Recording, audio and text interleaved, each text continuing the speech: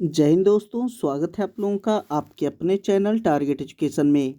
दोस्तों, आज मैं आप लोगों के लिए बिहार बोर्ड मैट्रिक परीक्षा 2025 के लिए मैथ का महत्वपूर्ण प्रश्नों को लेकर आया हूं, जो कि मैट्रिक परीक्षा 2025 के लिए काफ़ी इम्पोर्टेंट है। तो दोस्तों, अगर आप मेरे चैनल पर नए हैं तो चैनल को सब्सक्राइब जरूर कर लें, बेल आइकन जरूर दबाइए ताकि इसी प्रकार की महत्वपूर्ण वीडियो की नोटिफिकेशन आप लोगों तक आसानी से पहुँच सके। तो दोस्तों, आइए शुरू करते हैं आज का ये पहला प्रश्न। जी हाँ दोस्तों, ये क्लास 10th का मैथ है और ये टोटल प्रश्न जो है काफ़ी इम्पोर्टेंट है, तो इसे आप शुरू से अंत तक जरूर देखें। यहाँ पहला प्रश्न दिया गया है कि यदि P और Q दो अभाज्य संख्याएं हैं तो म स क्या होगा। जी हाँ, यदि P और Q दो अभाज्य संख्याएं हैं तो उसका HCF क्या होगा। म स यानी कि HCF क्या होगा। जैसा कि आप सभी जानते हैं कि मैथ में टोटल 100 ऑब्जेक्टिव प्रश्न आएगा, जिसमें से 50 का हल करना है। जी हाँ, 50 ऑब्जेक्टिव प्रश्नों को हल करना है। तो यह इस प्रकार से बता देंगे ऑब्जेक्टिव प्रश्न कि इसमें टोटल बिना कलम लगाए भी आप हल कर सकते हैं। तो इसे आप गौर से देखें। तो यहाँ पर P और Q दो अभाज्य संख्या, सबसे पहले समझना है कि अभाज्य संख्या होता क्या है। तो दोस्तों, अभाज्य संख्या जो होता है वो उसका गुणनखंड होता है, वो एक होता है और एक स्वयं होता है। जी हाँ, एक और स्वयं, जिसका दो गुणनखंड होता है, एक एक में आता है और एक स्वयं। जैसे कि 3 कह सकते हैं, 5 कह सकते हैं, 7 कह सकते हैं, ये सभी अभाज्य संख्या है। तो P और Q जो है दो अभाज्य संख्या है, तो उसका म स क्या होगा। तो यदि हम अभाज्य संख्या, दो लगातार अभाज्य संख्या को अगर हम महत्तम निकालेंगे तो उसका म स 1 होगा। जी हाँ, उसका म स क्या होगा, 1 होगा, क्योंकि 1 के अलावे उसमें कोई और जो है गुणनखंड मिलेगा नहीं, इसलिए उसका 1 होगा। जैसे देखिए, अगर हम 3 और 5 का अगर HCF निकालते हैं तो 3 में 5 से अगर हम भाग करेंगे तो इसको दो एक बार में लगाएंगे, 3 बचेगा, 3 लगेगा तो 2 बचेगा, इसको फिर घेरेंगे और 3 यहाँ लिखेंगे, एक बार में लगाएंगे तो 2, फिर शेष 1 बचेगा, 1 को घेरेंगे, 2 लिखेंगे तो 2 बार में ये 2 कट जाएगा। यानी कि इस प्रकार से जो आंसर होगा वो म स 1 होगा। तो इसका सही आंसर 1। कोई भी दो अभाज्य संख्या अगर P और Q होगा, अगर उसका हम म स निकालते हैं, HCF निकालते हैं, तो उसका HCF 1 होगा। नेक्स्ट है सेकेंड नंबर का, निम्नलिखित में कौन सी सबसे छोटी प्राकृत संख्या है। जी हाँ, सबसे छोटी प्राकृत संख्या कौन सा है। तो प्राकृत संख्या जो होता है, गिनती की संख्या को ही प्राकृत संख्या कहते हैं। तो गिनती की शुरुआत हम लोग 1 से करते हैं, 1, 2, 3, 4 और इस प्रकार से अनंत तक जो है ये प्राकृत संख्या है। लेकिन अगर 0 से अगर शुरू करते हैं तो वो पूर्ण संख्या कहलाता है। 0 जो है, 0, 1, 2, 3 अगर इस प्रकार से अगर काउंटिंग करेंगे तो 0 से अगर काउंट करेंगे तो वो पूर्ण संख्या कहलाता है। ये पूर्ण संख्या है और ये प्राकृत संख्या है। तो अगर पूछा जाए कि सबसे छोटी प्राकृत संख्या, तो सबसे छोटी प्राकृत संख्या 1 है। अगर सबसे छोटी पूर्ण संख्या पूछा जाए तो वो 0 है। यहाँ पूछा जा रहा है सबसे छोटी प्राकृत संख्या, तो इसका सही आंसर ऑप्शन सी यानी कि 1। नेक्स्ट है तीसरा प्रश्न, निम्नलिखित में से कौन यौगिक संख्या है। जी हाँ, यौगिक संख्या किसको कहते हैं। तो यौगिक संख्या कहते हैं कि जिसका 2 से अधिक गुणनखंड है। जी हाँ, 2 से अधिक गुणनखंड, अगर 2 से अधिक गुणनखंड है तब उसको यौगिक संख्या कहते हैं। अब यहाँ 2 से अधिक गुणनखंड जो है, अगर 11 को अगर देखते हैं तो 11 का गुणनखंड 1 होता है और 11 होता है। 21 का गुणनखंड अगर देखते हैं तो 1 से कटता है, 3 से कटता है, 7 से कटता है और 21 से कटता है। तो इसका 4 गुणनखंड है। 31 को देखेंगे तो 1 में आएगा और 31 में आएगा। 41 को देखेंगे तो 1 में आता है, 41 में आता है। तो इस प्रकार से जो यौगिक संख्या जिसका 2 से अधिक गुणनखंड होता है, तो यहाँ 2 से अधिक गुणन ऑप्शन बी यानी कि 21 होगा। दोस्तों आशा करते हैं कि ये गणित आप लोगों को समझ में आ रहा होगा। यदि वीडियो अच्छा लग रहा है तो लाइक ज़रूर कीजिए, प्यारा सा कमेंट कीजिए और अगर अभी तक मेरे इस चैनल को सब्सक्राइब नहीं किया तो चैनल को सब्सक्राइब जरूर कर ले। 4 नंबर का प्रश्न है कि 64 के अभाज्य गुणनखंड में 2 का घात क्या होगा। जी हाँ, 64 का अगर अभाज्य गुणनखंड तोड़ेंगे तो 2 का घातांक क्या होगा। तो यहाँ पर क्या होगा कि 64 को हम इस प्रकार से अभाज्य गुणनखंड तोड़ते हैं। तो सबसे पहले 2 से लगाएंगे तो यहाँ 32 होगा, फिर 2 से लगाएंगे तो 16 होगा, 2 से लगाएंगे तो 8 होगा, फिर 2 से लगाएंगे 4 होगा और फिर 2 से लगाएंगे तो 2 होगा। तो इस प्रकार से हम देखते हैं कि 2 की संख्या जो है 1 2 3 4 5 6 है, यानी कि 2 का घात 6। तो 2 का घातांक पूछ रहा है कि कितना होगा, तो 2 का घातांक 6 है, इसलिए सही आंसर ऑप्शन सी। नेक्स्ट है 5 नंबर का प्रश्न। जी हाँ, 5 नंबर का प्रश्न है कि निम्नलिखित में से कौन अभाज्य संख्या है। तो दोस्तों अभाज्य संख्या बताए कि जिसका गुणनखंड मात्र 2 गुणनखंड होता है, यानी कि एक में आता है और एक स्वयं में आता है, उसी को कहा जाता है अभाज्य संख्या। तो 33 देखिए एक और स्वयं के अलावे 11 में आता है और 3 में भी आता है। 11 तिया 33 होता है और 39 भी जो है ये 13 में आता है और 3 में भी आता है। 38 जो है ये 19 दूना 38 होता है, तो 19 और 2 में भी आता है। लेकिन 31 जो है ये सिर्फ 1 में और 31 में आता है, इसलिए सही आंसर जो होगा अभाज्य संख्या का ऑप्शन डी होगा। नेक्स्ट है 6 नंबर का प्रश्न। निम्नलिखित में से कौन सा युग्म सह अभाज्य है। जी हाँ, यहाँ पे सह अभाज्य पूछा जा रहा है। तो दोस्तों सह अभाज्य संख्या उसको कहते हैं कि जिसका HCF यानी कि मस एक होता है, एक हो, उसे सह अभाज्य संख्या कहते हैं, उसे सह अभाज्य संख्या कहते हैं। जिसका मस एक होता है वह सह अभाज्य संख्या उसको कहते हैं। तो यहाँ देखिए जो महत्तम समावर्तक जो एक होगा वह होगा, यहाँ देखिए 18 और 25 का। जी हाँ, 18 और 25 का अगर हम निकालते हैं HCF तो इसका मस एक होता है, इसलिए इसका सही आंसर ऑप्शन बी। 14 और 35 का निकालेंगे तो इसका मस 7 हो जाएगा। 13 और 52 का निकालेंगे तो 13 हो जाएगा, क्योंकि 13 में 52 आता है। 21 और 84 का मस निकालेंगे तो 21 में 84 भी आता है, इसलिए इसका मस जो होगा 21 होगा। लेकिन 18 और 25 का HCF निकालेंगे तो उसका HCF 1 होगा, इसलिए सही आंसर है ऑप्शन बी। नेक्स्ट है 7 नंबर का कि निम्नलिखित में किसका दशमलव प्रसार शांत है। जी हाँ, दशमलव प्रसार शांत किसका है। तो दशमलव प्रसार शांत होगा जब कोई भी परिमेय संख्या अगर P/Q के रूप में दिया रहे तो Q को हम अभाज्य गुणनखंड तोड़ेंगे।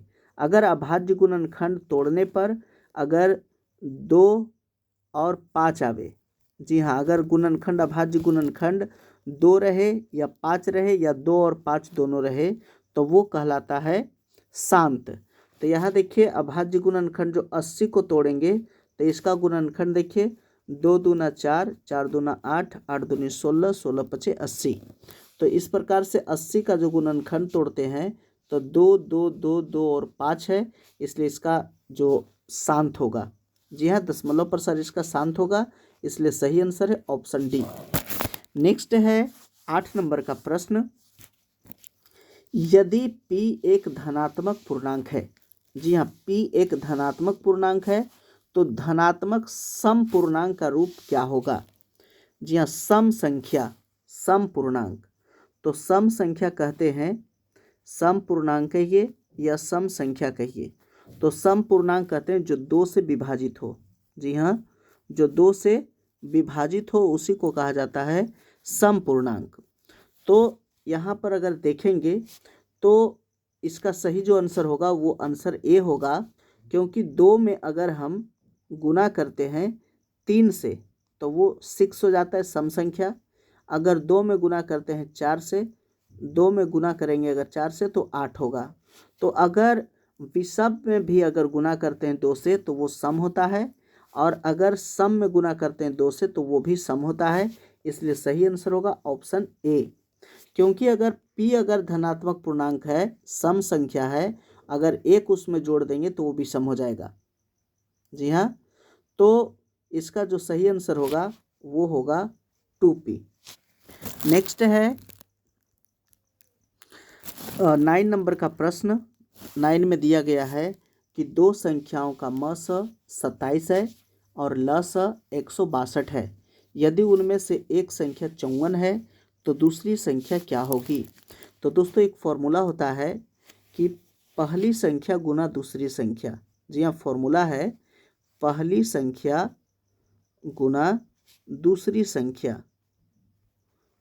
दूसरी संख्या बराबर होता है मस गुना लस। जी हाँ, मस गुना लस, यानी कि पहली संख्या और दूसरी संख्या को गुना करेंगे और मस और लस को गुना कर देंगे तो दोनों बराबर होगा। तो पहली संख्या जो दिया गया है, देखिए यहाँ पर मस 27 है और लस 62 है, और यदि उनमें से एक संख्या 54 है तो यहाँ पे 54 एक संख्या दिया गया है, निकालना है आपको दूसरी संख्या। जी हाँ दोस्तों, यहाँ दूसरी संख्या निकालना है, और मस दिया गया है 27 और लस दिया गया है 162। तो अगर हम दूसरी संख्या निकालेंगे तो ये 54 को हम इधर लेके चल जाएंगे भागा में, तो यहाँ इसको बटा में कर देंगे 54। अब 54 देखिए 27 से 2 बार में कट जाता है 54, और 2 से देखिए 162 कट जाता है 81 बार में। जी हाँ, इसलिए इसका जो सही आंसर होगा वो होगा 81। तो ऑप्शन डी में देखिए यहाँ पे दिया गया है 81, इसलिए सही आंसर ऑप्शन डी। आशा करते हैं कि वीडियो आप लोगों को समझ में आया होगा। नेक्स्ट है 10 नंबर का कि प्रत्येक परिमेय संख्या होती है। जी हाँ दोस्तों, प्रत्येक परिमेय संख्या क्या होती है। ऑप्शन है कि एक प्राकृत संख्या, एक पूर्ण संख्या, एक पूर्णांक होती है और एक वास्तविक संख्या होती है। तो इसका सही आंसर होगा ऑप्शन डी, प्रत्येक परिमेय संख्या एक वास्तविक संख्या होती है, इसलिए सही आंसर है ऑप्शन डी। नेक्स्ट है 11 नंबर का प्रश्न कि दो लगातार संख्याओं का मस कितना होगा। तो दो लगातार संख्या, कोई भी दो लगातार संख्या ले लीजिए, 15 अगर लेते हैं और 16 लेते हैं। जी हाँ, 15 और 16, तो अगर 15 और 16 का अगर हम ये मस निकालते हैं, एक बार में लगेगा 15, शेष बचेगा 1, फिर यहाँ लिखेंगे 15, तो ये देखिए 15 बार में ये कटेगा ऐसे, तो एक एक बार करके लगाएंगे, 5 उतरा, 5 से लगा देंगे तो 5 ये कट जाएगा। तो इस प्रकार से हम देख रहे हैं कि अगर कोई भी दो अगर लगातार संख्या लेंगे, चाहे 15-16 ले, चाहे 20-21 ले, चाहे 21-22 ले, कोई भी अगर दो संख्या लेते हैं तो उसका मस 1 होता है, इसलिए इसका सही आंसर होगा ऑप्शन डी, यानी कि 1। नेक्स्ट है 12 नंबर का प्रश्न कि सह अभाज्य संख्याओं का मस क्या होता है। तो दोस्तों पहले ही बताया कि सह अभाज्य संख्या का जो मस होता है वो 1 होता है, और जिस दो संख्याओं का मस 1 होता है उसी को सह अभाज्य संख्या कहते हैं, इसलिए सही आंसर ऑप्शन बी। नेक्स्ट है 13 नंबर का प्रश्न कि संख्या जो दिया गया है 2.3113 11131 1113 11113, ये किस प्रकार का संख्या है। तो अगर यहाँ पे देखिए डॉट डॉट डॉट रहेगा, अगर इस प्रकार से अगर दिया रहे संख्या और डॉट डॉट डॉट रहे तो ये किस प्रकार का संख्या होगा। तो इस प्रकार का संख्या कहलाता है अपरिमेय संख्या, इसलिए इसका सही आंसर होगा ऑप्शन सी। नेक्स्ट है 14 नंबर का प्रश्न कि एक अशून्य, जो शून्य ना हो, एक अशून्य परिमेय और अपरिमेय संख्या का गुणनफल क्या होगा। तो अगर हम लेते हैं, अगर अशून्य अगर ले लिए 2 और उसमें गुना कर देते हैं एक अपरिमेय संख्या, मान लेते हैं √2, तो इसका अगर गुना करेंगे तो होगा 2√2, यानी 2√2। तो ये कौन सा संख्या होगा। तो यह भी एक अपरिमेय संख्या है। क्या होगा, अपरिमेय होगा। जी हाँ, अगर अगर एक परिमेय संख्या लेते हैं 5 और एक अपरिमेय संख्या लेते हैं √3, अगर दोनों को गुना करते हैं तो ये होगा 5√3, जो कि एक अपरिमेय संख्या है। तो इसका सही आंसर होगा ऑप्शन बी कि हमेशा अपरिमेय होगा। जी हाँ दोस्तों, अगर एक अशून्य परिमेय और एक अपरिमेय संख्या का अगर गुणनफल करेंगे तो उसका गुणनफल होगा हमेशा अपरिमेय। नेक्स्ट है 15 नंबर का प्रश्न कि 2, 10 और 20 के लस और मस का अनुपात क्या होगा। तो इसका अनुपात निकालना है कि लस और मस का अनुपात क्या होगा। तो दोस्तों यहाँ दिया गया है 2, 10 और 20। अगर इसका एलसीएम निकालते हैं तो इसका एलसीएम होगा 20। जी हाँ, इसका एलसीएम होगा 20। और अगर मस निकालते हैं तो मस होगा 2। मस होगा 2। अब कह रहा है लस और मस का अनुपात, तो 20 और 2 का अनुपात निकालेंगे तो ये 10 बार में कटता है, तो इसका अनुपात हो जाएगा 10:1। जी हाँ, 10:1, इसलिए सही आंसर ऑप्शन बी। नेक्स्ट है ये 16 नंबर का कि भाज्य बराबर खाली स्थान है गुना भागफल जोड़ शेषफल। तो दोस्तों भाज्य बराबर होता है भाजक, जी हाँ भाजक गुना भागफल जोड़ शेष, इसलिए इसका सही आंसर होगा ऑप्शन ए यानी कि भाजक। नेक्स्ट है 17 नंबर का प्रश्न। 17 में दिया गया है कि 2 परिमेय संख्याओं के बीच कितनी परिमेय संख्या हो सकती है। तो दोस्तों अगर 6 और 8 अगर देखते हैं तो यहाँ हम लोग को दिख रहा है कि दोनों के बीच में जो है एक ही परिमेय संख्या है, लेकिन ऐसा नहीं होता है। 2 परिमेय संख्याओं के बीच में अनंत परिमेय संख्या होती है। जी हाँ, अनंत, जिसका कोई अंत नहीं है। क्योंकि अगर 6 और 8 के अगर बीच में देखते हैं या 6 और 7 के ही अगर बीच में देखेंगे तो 6.1, 6.2, 6.3, इस प्रकार से बहुत सारा जो परिमेय संख्या आएगा। तो अनंत परिमेय संख्या होती है, किसी भी 2 परिमेय संख्याओं के बीच अनंत परिमेय संख्या होती है, इसलिए सही आंसर होगा ऑप्शन डी, अनंत। नेक्स्ट है 18 नंबर का प्रश्न कि 22/7 एक संख्या है, तो यह कैसा संख्या है, परिमेय है या पूर्णांक है या अपरिमेय है या इनमें से कोई नहीं है। तो इसको कह सकते हैं कि 22/7 जो है ये परिमेय संख्या है। जी हाँ, जिसको p/q के रूप में लिखते हैं वो सभी परिमेय संख्या है। यहाँ पे 22/7 है, तो 22/7 जो है ये p/q के रूप में लिखा गया है, इसलिए इसको कहेंगे कि ये परिमेय संख्या है। सही आंसर ऑप्शन ए। नेक्स्ट है 19 नंबर का कि 2 या 2 से अधिक अभाज्य संख्याओं का मौसक क्या होगा। जी हाँ, 2 या 2 से अधिक अभाज्य संख्या।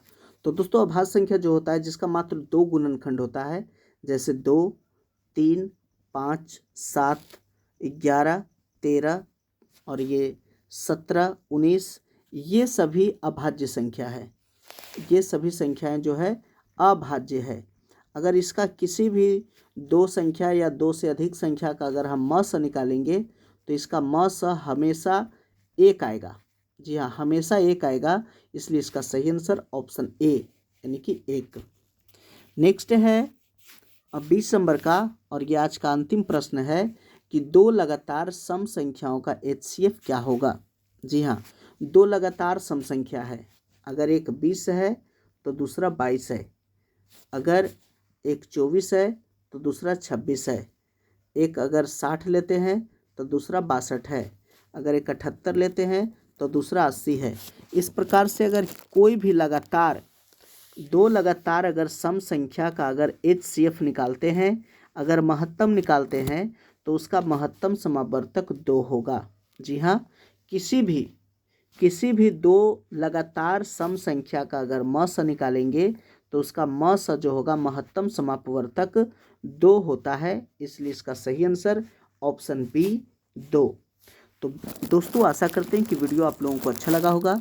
यदि अच्छा लगा तो लाइक कीजिए, प्यारा सा कमेंट कीजिए, और अगर अभी तक मेरे इस चैनल को सब्सक्राइब नहीं किए हैं तो चैनल को सब्सक्राइब ज़रूर कर लें। बेल आइकन को जरूर दबाइए ताकि इसी प्रकार की महत्वपूर्ण वीडियो की नोटिफिकेशन आप लोगों तक आसानी से पहुंच सके। वीडियो देखने के लिए बहुत बहुत धन्यवाद।